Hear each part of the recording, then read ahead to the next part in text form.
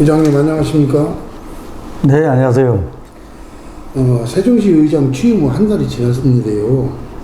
취임 소감과 짧지만 그동안 의장으로서 활동하면서 느낀 소회가 혹시 있다면 밝혀주시죠. 네, 안녕하세요. 세종특별자치시의회 의장 상병훈입니다.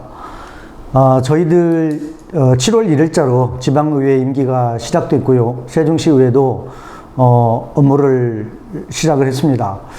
지난 한 달 동안 우리 의회에서는 원구성을 마쳤고 그리고 임시회를 진행을 했습니다. 우리 세종시는 전국에서 유일하게 국회와 마찬가지인 여소야대 상황을 갖고 있습니다. 정치적 지형을 갖고 있는데요. 그럼에도 불구하고 우리 세종시 의회가 시민들의 눈높이에 맞춰서 민의를 수렴하고 본연의 이 역할을 하도록 최선을 다하겠습니다. 우리 세종시의회는 전체 20명의 의원으로 구성되어 있는데요. 초선 비율이 85%로 압도적으로 높은 편입니다.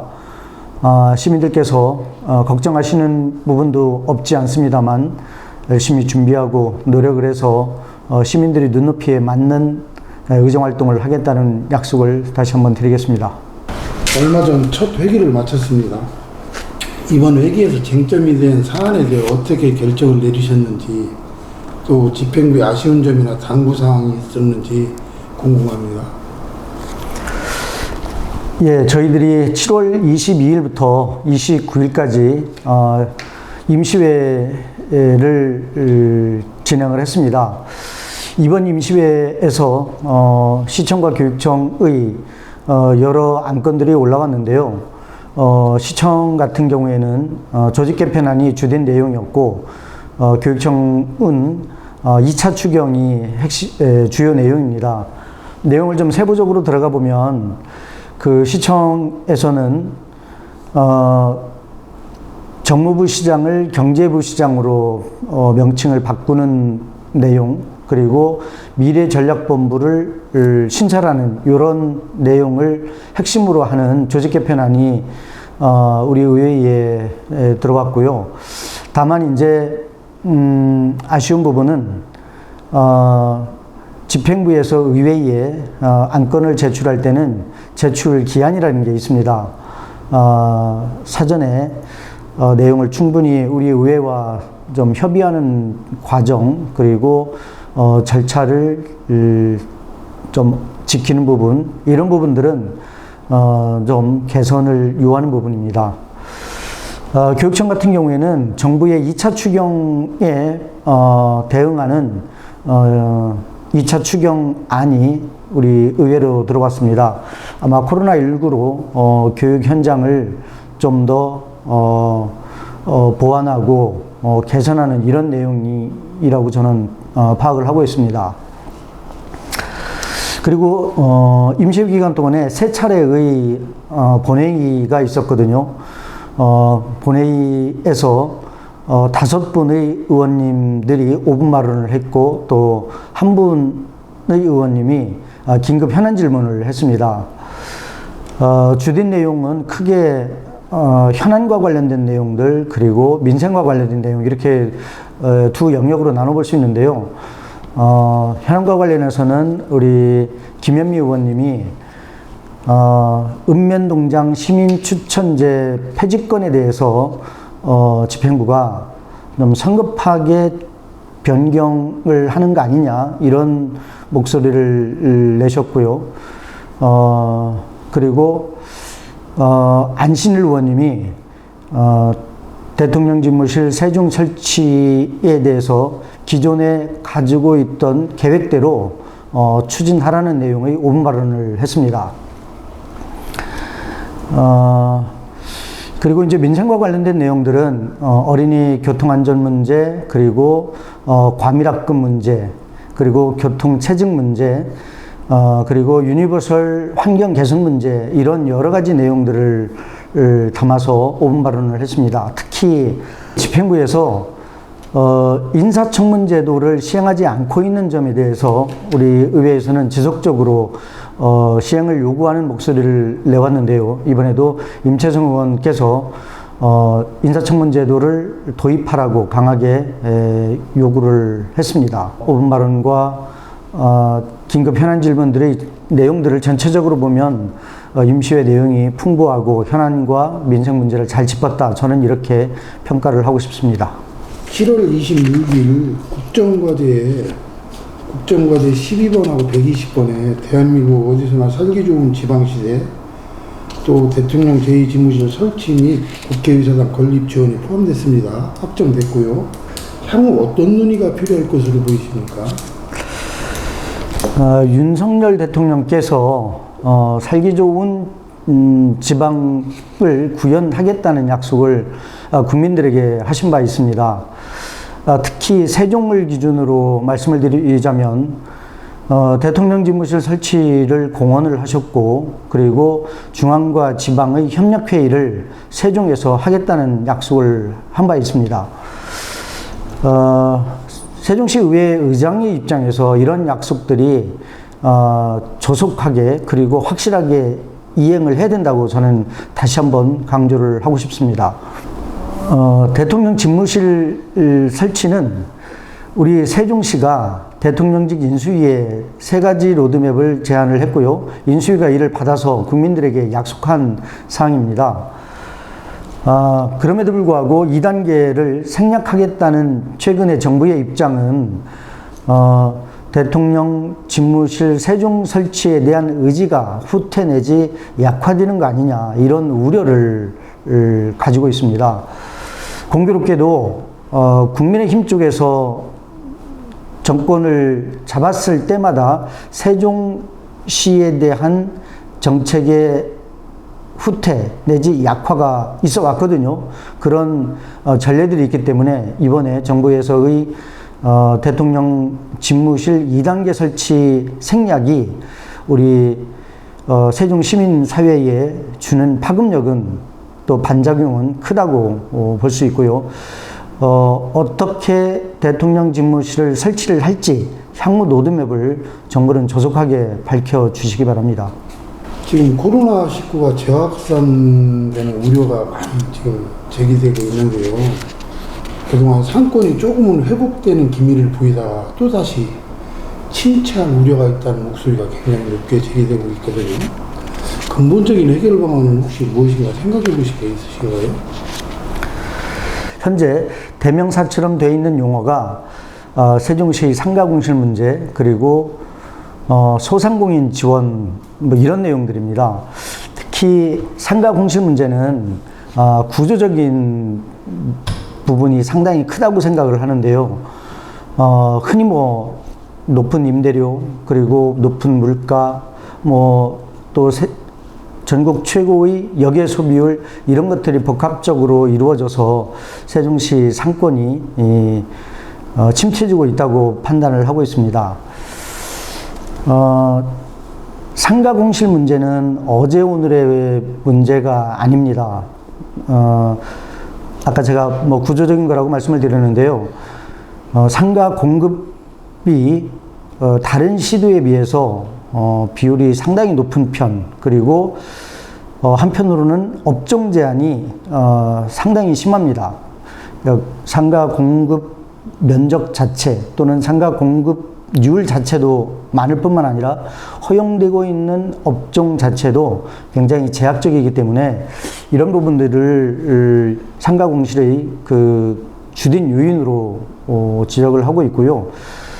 다만 이제 우리 세종시와 행복청에서 상가 공급 비율을 좀 조정하고자 노력을 해왔습니다만, 당초에 세종시와 행복청에서 공언했던 것과는 훨씬 못 미치는 조정률이 나와서 이 부분은 좀 안타깝습니다. 상가 업종 규제 완화는 제가 본회의장에서 5분 발언도 했고, 이 5분 발언에 터잡아서 현재 용역을 진행하고 있습니다. 시민 추진 협의체 3차 회의가 마침 어제 있었는데요.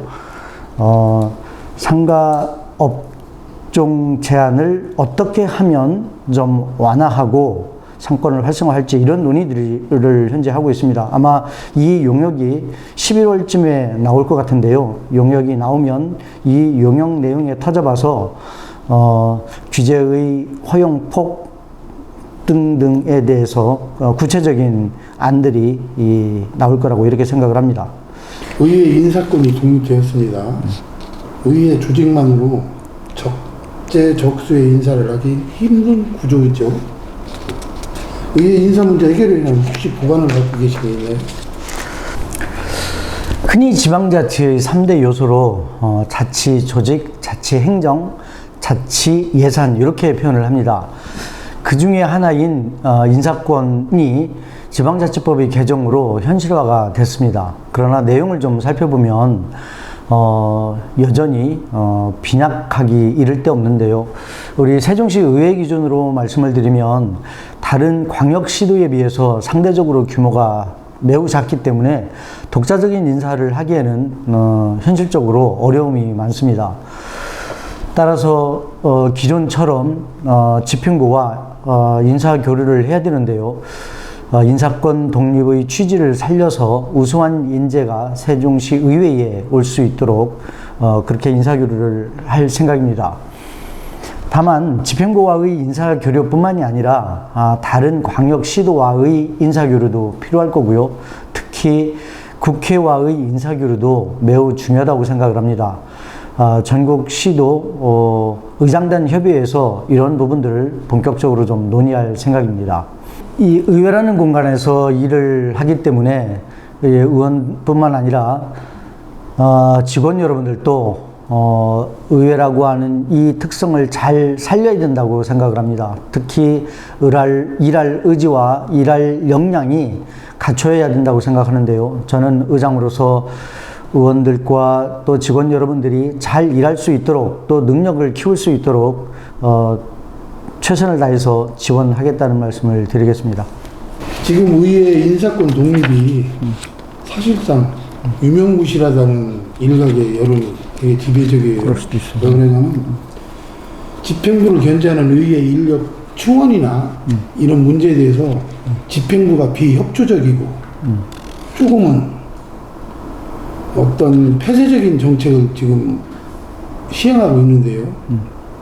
예를 들어서 이번 우리 인사 때 시청 직원들이 1지망, 2지망, 3지망에 의회 지원이 빠졌어요.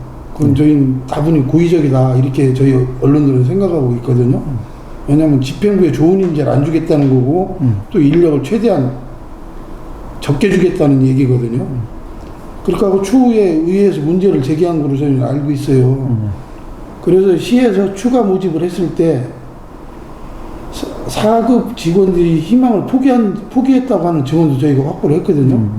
왜 그랬냐 그랬더니 의회 이번에 들어가면은 다음에 시청으로 복귀하기 힘들 것이다라는 소문이 하다하게 돌아서 용기를 내지 못했다고 하는 설도 있어요. 이렇듯 집행부하고 의회하고 인사 문제에 어떤 첨예한 대립이 생긴다면은 결국에 고스란히 피해는 의회의 몫이라고 저희는 생각을 하고 있거든요. 여기에 대해서 앞으로 집행부하고 어떤 협의나 어떤 과정을 거칠 것인지 혹시 계획이 있으시면 거기에 대해 한마디만 말씀해 주세요. 그런 분위기 내지 기류가 있는 건 사실입니다. 근데 이 기류의 근저가 배경이 어딘지 이렇게 좀 살펴볼 필요가 있는데요. 이게 이제 그 외형적으로는 인사권 독립이라고 하는 모습인데 내부적으로 들어가 보면 집행부와 의회 간의 그 인사와 관련된 그 긴장 요소들이 있었더라고요. 근데 큰 틀에서 보면 좀 집행부 입장을 이해 못할 바도 아닙니다. 따지고 보면 그런 요소들 때문에 이게 그 인사와 관련된 긴장 요소들이 있어 왔고 그것이 마침 인사권 독립과 인사 시기에 맞춰서 표면화됐다고 저는 파악을 하고 있고요. 또 이제 뭐 지금 이런 부분들은 집행부 해당 사람들에게 사람들과 적절하게 이제 해소해 가는 과정입니다. 일례로 의회에 오면은 뭐 다시 복귀를 하지 못한다 이런 분위기도 이런 말들도 그게 사실이 아님을 다시 한번 이렇게 확인하고 있고요. 특히 저 이전의 그 인사와 관련된 긴장 요소들이 그 새로운 시장과 새로운 의장까지 영향을 미치지 않도록 하는 것이 중요하다. 이런 점에 대해서는 집행부와 서로 공유가 된 상태입니다. 그래서 불필요한 긴장 관계는 지속되지 않을 걸로 저는 조심스럽게 예측을 합니다. 제가 일전에 그 인사 담당자하고 얘기를 한번 해봤어요. 세종시 20명 의원 대비 대전시는 22명, 불과 2명이 더 많은데 사무처 직원은 96명이에요. 세종시 거의 2배, 2배 수준의 사무처 인력을 갖고 있는데 더군다나 세종시는 단층제인데 더 많은 인력이 필요한데 여기에 대한 인원 충원을 요구하실 계획은 있으신가요? 당연히 요구를 해야죠. 당연히 요구를 해야 되고요. 지금 말씀하신 것처럼 그 단층제 구조여서 그 기획과 집행을 동시에 해야 하는 이런 집행부의 어려움, 또 이런 집행부를 상대로 견제와 감시 또는 협업을 해야 하는 우리 의회 모두 다 업무적인 하중이 있는 건 틀림없는 현실이거든요. 근데 다만 이게 집행부의 노력만으로는 현실적으로 어렵습니다. 이게 기준인건비라고 하는 기준점이 있고 또 그 기준인건비 총액이라는 두 가지 요소가 있지 않습니까? 그러니까 우리는 기준인건비 총액을 가지고 집행 잔액이 약 15% 정도 남지 않느냐, 뭐 집행률을 100%까지 올려라 이렇게 이제 얘기할 수는 있는데 이건 구체적으로 내용을 들어가 보면 불가능한 측면이거든요. 근데 당초에 그 세종시 출범할 때 조직 설계를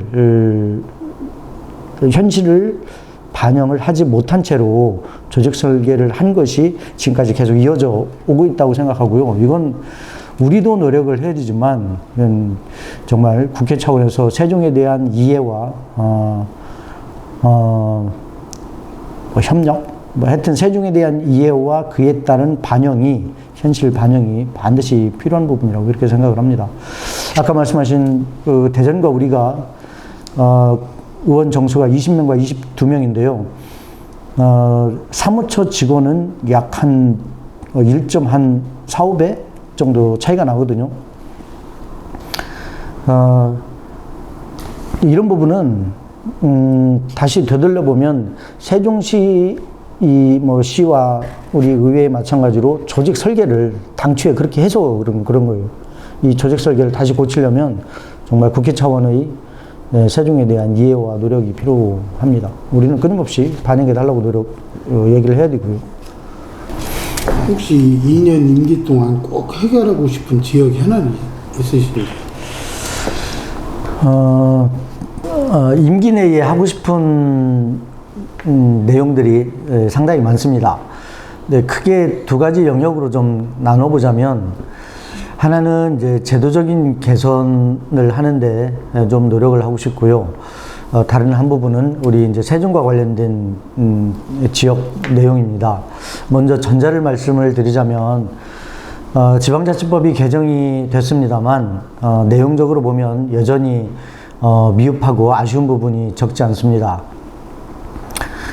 한 가지만 좀 말씀을 드리자면 300명의 국회의원들을 규율하는 준거법인 국회법이 있습니다. 반면에 전국의 기초광역의원들이 약 3,800여 명 정도 되는데요. 이들을 규율하는 준거법이 없습니다. 지방자치법 내용 속에 일부 조항이 들어있을 뿐인데요. 이것을 지방의회법을 제정을 해서 3,800여 명의 지방 의원들을 규율하는 준거법을 만드는 것이 저는 꼭 필요하다고 보고요. 국회에서 좀 공론화했으면 좋겠고, 저도 전국 시도 의장단 협의회라든지 이런 회의체를 통해서 요구를 하고 논의할 생각입니다. 후자를 말씀을 드리자면 지역적으로 현안들이 상당히 많습니다. 아까 내용도 나왔습니다만 상가 공실 문제, 교육의 질 문제, 또 세종 시민들의 일상생활에서의 이 불편한 점들, 삶의 질을 개선하는 문제, 그리고 문화 수요를 충족하는 문제, 또 일자리 창출이라든지 또는 기업 유치라든지 대학 유치라든지 이런 현안들이 상당히 많습니다. 그 중에서 저는 두 가지 먼저 말씀을 드리자면, 지금, 그러니까 2012년 세종시 출범하고 지금 10년이 됐습니다. 그동안에 사회 기반 시설을 충족하는데 우리는 노력을 기울여 왔고요. 이런 부분에 대해서는 적지 않은 성과가 있다고 저는 생각을 합니다. 반면에 일상생활에서 우리가 소소하게 느끼는 불편한 사항들을 이제는 좀 조속히 개선시켜야 될 시점이라고 생각을 하고요. 이 내용 속에는 교통 문제, 또 교육 환경 문제, 또 읍면 지역과 동지역 간의 그 격차 문제, 이런 것들을 좀 해결을 해야 된다고 생각을 합니다. 한편으로 기업 유치를 통한 일자리 창출이 중요한 시점이고요. 또 세종 시민들이 눈높이에 맞는 문화예술 욕구를 지원하고 충족해야 될 시점이라고 생각을 하고, 저는 이런 부분들에 우리 의회의 역량을 좀 집중할 생각입니다. 마지막으로 의장님, 시민들에게 혹시 하고 싶은 말씀이나 당부의 말씀이 있다면 어떤 게 있을까요? 코로나19가 장기화되는 상황에서 우리 시민 여러분들도 굉장히 힘든 나날을 우리가 겪고 있습니다.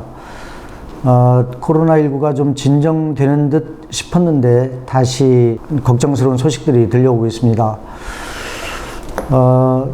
세종시 출범 10년을 맞고 있습니다만 우리가 해결해야 하고 또 개선해야 될 부분들이 적지 않습니다.